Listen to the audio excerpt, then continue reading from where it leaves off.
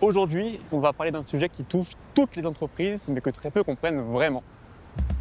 La mobilité durable. Dans sa définition, la mobilité durable est une notion qui comprend la conception, la mise en place et la gestion de modes de transport moins nuisibles à l'environnement. Vélo, train, à pied ou en trottinette. En France, les mobilités deviennent de plus en plus écologiques. Où en est la loi et quelles règles pour les entreprises? Et pour répondre à ces questions, suivez-moi chez Betterway. On y interroge Denis Sada, président de Betterway, et Clémence Devinck, Bonjour. responsable juridique chez Betterway. Mais du coup, c'est quoi Betterway? C'est le leader en France de ce qu'on appelle des passes mobilité. Des passes mobilité, c'est ça. C'est un peu comme un titre restaurant, mais pour les transports. Donc on accompagne les entreprises et leurs salariés vers une mobilité plus durable grâce au fait de mettre une subvention de mobilité sur une carte qui est valable chez près de 12 000 marchands en France. Denis, parle-moi un peu de la naissance de Betterway. Les députés étaient en train de discuter ce qu'on appelle la loi d'orientation des mobilités. J'ai constaté qu'il allait se créer ce qu'on appelle le forfait mobilité durable. C'est une subvention qui à l'époque était à 400 € par an et par salarié, complètement défiscalisée, dénuée de cotisations sociales, que l'employeur peut verser à son salarié pour pouvoir se payer un vélo, du covoiturage, des mobilités partagées, etc. Donc en fait, on a une multiplicité de la mobilité qui s'est développée, ce qui a fait que les entreprises ont eu beaucoup plus de difficultés à gérer cette nouvelle pratique. Et donc, le fait de disposer en interne pour une entreprise jeune d'une direction juridique performante a été un des facteurs clés de succès de la réussite de l'entreprise. Clémence, tu es responsable juridique chez Betterway. Peux-tu nous détailler ton rôle, ce que tu fais, comment sont rythmées tes journées? Moi, je suis arrivée chez Betterway il y a quelques années pour une création de poste, puisque le pôle juridique n'existait pas. Et donc aujourd'hui, en effet, je suis responsable juridique chez Betterway. Responsable juridique parce que je touche à plein de choses. Donc tant la RSE que les contrats, que le RGPD. Clémence, depuis que tu es arrivée au sein de Betterway, quels ont été les gros projets sur lesquels tu as été impliquée? Eh bien, je pense que le premier gros projet, ça a été vraiment de structurer le pôle juridique comme un pôle de conseil en interne. Donc, comme on l'a dit, la fonction juridique chez Betterway, elle est étroitement liée entre l'objet social et la loi. Le pôle juridique de Betterway est devenu un pôle de conseil pour les collaborateurs internes et pour nos clients. On parle beaucoup du coup de mobilité durable. Est-ce que tu peux nous le définir, toi, de ton côté, en tant que juriste? C'est en fait l'utilisation de tous les dispositifs de mobilité qui ne rentrent pas dans l'abonnement de transport en commun. Ça va venir parler d'autres mobilités, tout type de trajets qui sont pris à l'unité, comme par exemple un trajet en TGV, et pas un abonnement. Est-ce qu'en France, il y a des obligations pour les entreprises en termes de mobilité durable? Il y a une chose qui parle à tout le monde, c'est la prise en charge obligatoire par les employeurs de l'abonnement de transport en commun. En 2019, on a eu la loi d'orientation des mobilités, donc la loi LOM. Et cette loi est venue vraiment remplacer la mosaïque de dispositifs pour en faire quelque chose de plus simple, plus fluide et plus compréhensible pour toutes les entreprises en France. Est-ce qu'il existe des différences de réglementation, que ce soit pour, par exemple, une grande entreprise, une PME ou une start-up? En effet, il y a des distinctions entre les types d'entreprises. On a les entreprises de plus de 50 salariés qui, comme à leur habitude, ont plus d'obligations. Notamment, elles ont des négociations annuelles obligatoires, donc une fois par an. Elles doivent venir s'installer avec leurs délégués syndicaux et également peut-être les membres du CSE et venir discuter de plein de thématiques qui touchent aux salariés. Et de se dire, ok, le trajet domicile-travail de mes collaborateurs, comment il est? Est-ce qu'il est facile? Est-ce qu'il est compliqué? Est-ce que je mets en place des actions pour que les collaborateurs puissent bénéficier d'aide? Et donc, dans ce cadre-là, nous, on accompagne beaucoup d'entreprises qui sont soumises à cette réglementation-là. En fait, toutes les startups, PME, etc. peuvent mettre en place des choses. C'est du facultatif, mais beaucoup le font. En fait, c'est des synergies communes en entreprise. Denis, à partir de ces réglementations, comment concrètement une entreprise peut se mettre en conformité?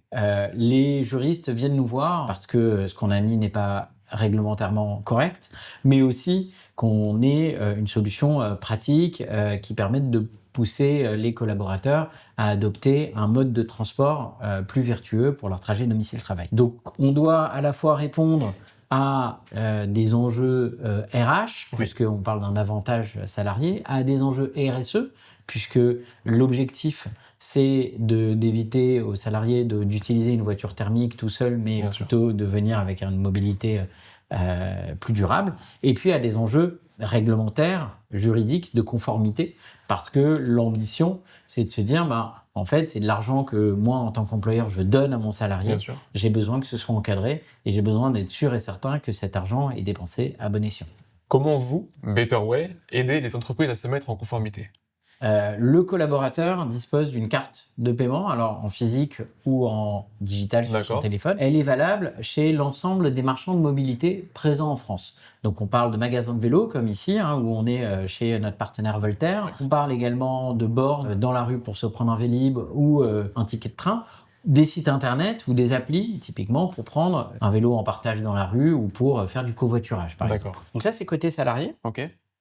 Côté employeur, l'employeur dispose d'un outil qui leur permet de voir l'ensemble des dépenses des collaborateurs. Et puis, à la fin de la période, on doit leur fournir un fichier, qu'on appelle un fichier paye, qui est directement intégré dans l'ensemble des outils paye. Dominique est dans le magasin Voltaire à Paris. Mais cette carte, comment elle fonctionne dans une grande ville ou bien à la campagne? La carte Betterway permet aux entreprises de mettre en place ce qu'on appelle des primes transport, à la fois pour payer du carburant ou de la recharge électrique. Elle permet également de faire du covoiturage. Donc elle va s'adapter à tous les cas d'usage. On a aussi par exemple des salariés qui vont avoir de l'intermodalité. Je prends mon vélo jusqu'à la gare ou ma voiture personnelle jusqu'à la gare, puis après je peux finir mon trajet avec une carte Betterway, typiquement en achetant un titre de TER. Et chaque salarié saura quoi faire sur sa mobilité tant qu'elle est durable et tant qu'elle est éligible, en quelque sorte, à la politique mobilité de l'entreprise et à la loi. En France, on fonctionne avec des lois qui sont votées par l'Assemblée nationale et le Sénat chaque année pour définir les grands budgets de certaines thématiques. Donc en fait, chaque année, on va venir dire, pour la mobilité, domicile-travail, on considère que les employeurs peuvent exonérer leurs cotisations de 50% ou de 75%, et ça peut varier d'une année à l'autre. Pareil pour le FMD, pareil pour la prime transport. Ok,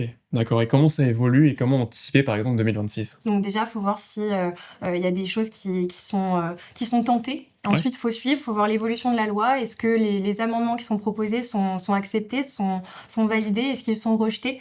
Donc voilà, c'est un travail qu'on suit vraiment sur une période d'octobre à décembre, voire même un petit peu plus loin des fois.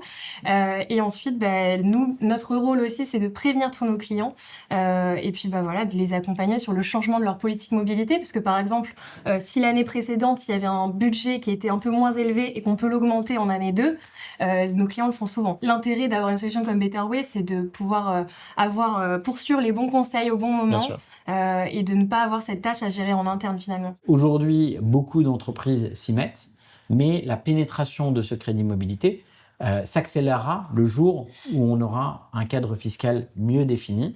On a travaillé avec des députés, avec des sénateurs pour déposer des amendements. Aujourd'hui, ces amendements n'ont pas été votés par l'Assemblée, mais néanmoins, on continue avec l'Alliance de la mobilité durable à travailler, à pousser pour un encadrement plus favorable du crédit mobilité. Tu nous as montré que c'était faisable pour toutes les entreprises, mais la question que je me pose, est-ce que c'est plutôt un coût ou une source de valeur? On est sur une source de valeur à différents types, à différents niveaux, à la fois d'un point de vue RH, puisqu'on a des salariés plus contents, d'un point de vue RSE, puisqu'on est capable d'aller accompagner les salariés vers une mobilité plus durable, et puis d'un point de vue administratif, d'un point de vue processus, parce qu'on ne va plus collecter les notes de frais. Dans la notion de mobilité durable, il y a le mot durable. Est-ce que c'est un élément, une notion réellement importante pour vos clients? La partie durabilité, évidemment, est une des raisons pour laquelle on se dote d'une solution de pass mobilité à deux niveaux. Au niveau des salariés, parce que beaucoup de salariés souhaitent que leur employeur soit aligné, c'est le grand mot actuellement, aligné à leurs convictions. Et puis côté employeur, nous aidons les entreprises à mesurer l'impact de la mobilité, à la fois en leur mettant à disposition des indicateurs sur la plateforme qui permettent de savoir si les salariés ont utilisé des mobilités durables, ont utilisé du vélo pour venir au travail, etc. C'est mesurable chez vos clients? C'est mesurable chez les clients et les clients attendent de plus en plus ces mesures parce que ces clients sont de plus en plus challengés à la fois par leurs collaborateurs, mais aussi par la réglementation qui impose de suivre typiquement les dépenses carbone des trajets professionnels ou domicile-travail. Très bien. On peut avoir des clients qui sont perdus avec toutes ces lois de finances, qui ont des milliers d'articles. Et donc nous, en fait, on fait une veille réglementaire déjà toute l'année et on va venir leur expliquer quels montants sont applicables, quels sont les risques à prendre ou pas. Et même, par exemple, dans des périodes de transition d'une année à l'autre, on a aussi des vrais conseils pour eux. Que dire aux entreprises qui ne franchissent pas le cap? Mesurer la pénibilité aujourd'hui de traiter toute cette mobilité durable en interne, mesurer le risque URSSAF et puis aussi les économies éventuellement à faire en mettant un contrôle un peu plus strict. Et en général, ça permet de convaincre les employeurs à adopter finalement des solutions comme Betterway. Toi, comment tu vois l'avenir de la mobilité durable? Concrètement, électrification des véhicules, passage de plus en plus vers des mobilités encore plus vertueuses, typiquement le vélo. Et puis, dernier point, on a des réseaux de transport en commun, on ne se rend peut-être pas bien compte de la force de ces réseaux. Je pense que l'urbanité a beaucoup évolué et évolue aujourd'hui avec la mobilité durable. On croise les doigts et on continue à maintenir une attention particulière sur la réglementation qui peut souffler le chaud et le froid sur ce marché qui est en pleine croissance. Merci Denis. Merci à toi. Clémence, merci. Merci à toi, Ludovic.